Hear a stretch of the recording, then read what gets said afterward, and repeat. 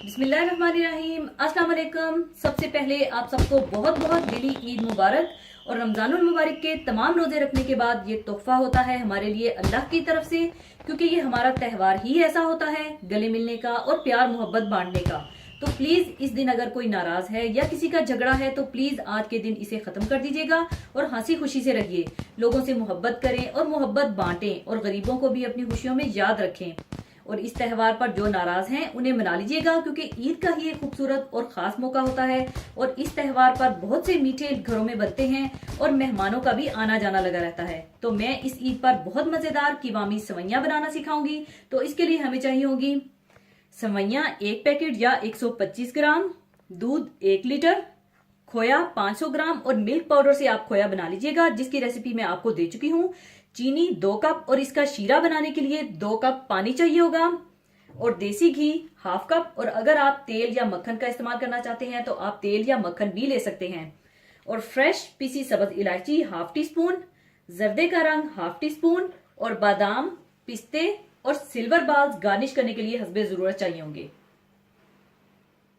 सबसे पहले इसका शीरा तैयार करने के लिए आप पानी, चीनी और जर्दे का रंग डालकर इसका शीरा तैयार कर लीजिए।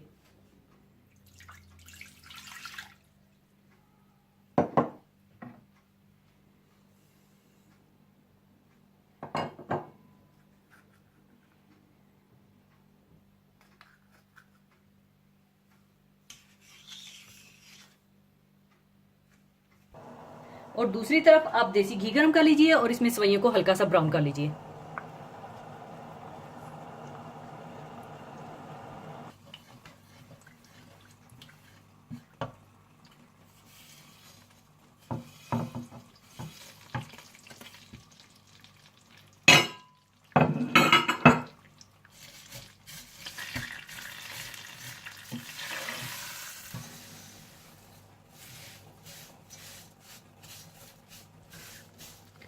और जब ये इस तरह से हल्की सी ब्राउन हो जाए तो आप इसमें दूध डालकर मिला लें।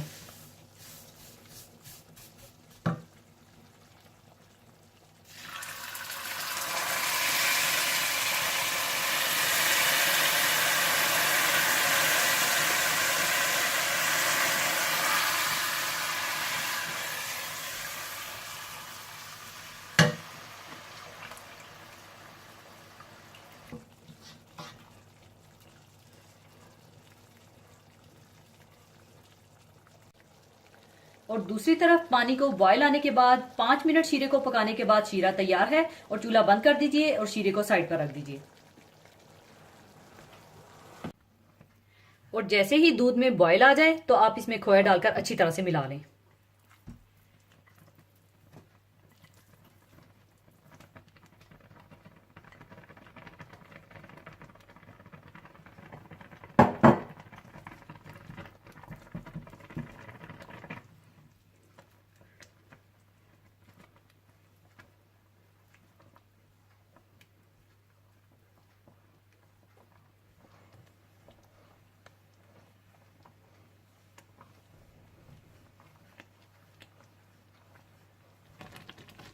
और जब खोया अच्छी तरह से मिक्स हो जाए तो आप इसमें शीरा डालकर मिला लें।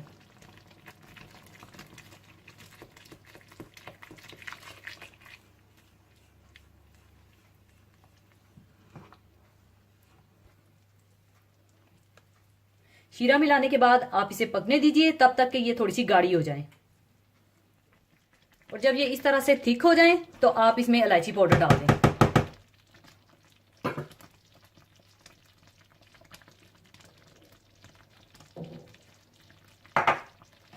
और इसको ढककर 5 मिनट के लिए आप हल्की आंच पर दम लगा दें।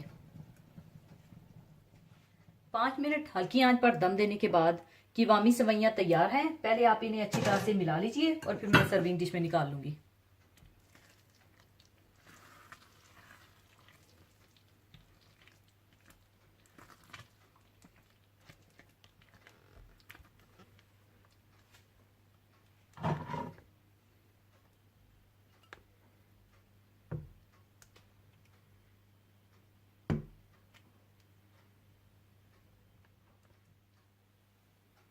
इसके बाद आप इसे पिस्ते, बादाम और सिल्वर बाल्स के साथ गार्निश कर लीजिए।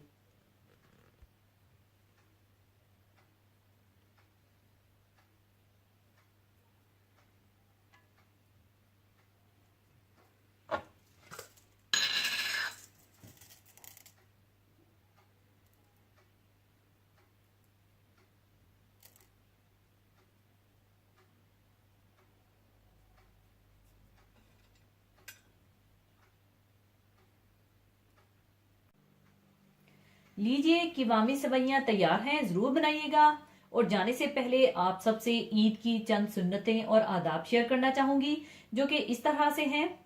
यानी ईद के दिन हिजामत बनवाना, नाखून तुरशवाना, गुस्ल करना, मिसवाक करना, अच्छे कपड़े पहनना, अगर नए हो तो नए वरना धुले हुए, और खुशबू लगाना यानी इतर लगाना, और नमाज फजर मोहल्ले की मस्जिद में पढ़ना। ईद उल फितर की नमाज को जाने से पहले चंद खजूरें खा लेना, 3, 5, 7 या कमोबेश मगर ताक में हो।